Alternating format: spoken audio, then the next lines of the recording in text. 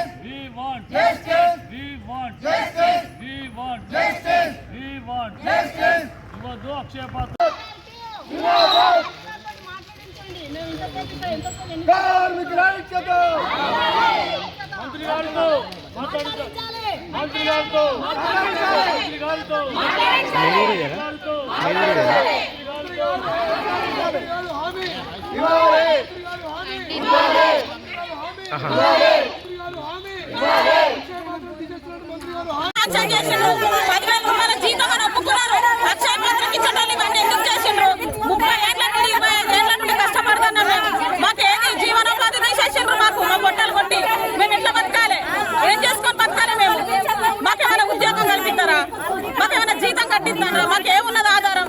మాకున్న ఆధారం పోయింది. అప్పులు చేసుకొని పండుతాను, అప్పులు చేసి పండుతాను, బిల్లులు రాకుండా ఓపికబడతాను. అక్షయ మాత్రం ఎట్లా ఇస్తారు? మాకు చెప్పకుండా ఎట్లా ఇస్తారు?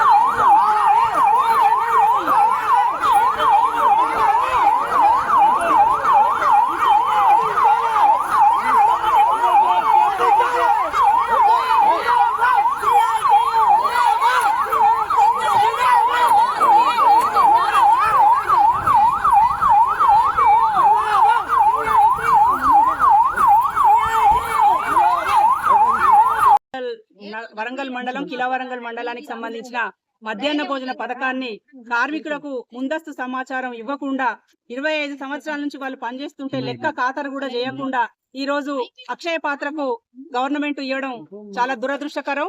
దీన్ని సిఐటిగా తీవ్రంగా ఖండిస్తా ఉన్నాం. వెంటనే రద్దు చేయాలని చెప్పేసి కూడా డిమాండ్ చేస్తా ఉన్నాం.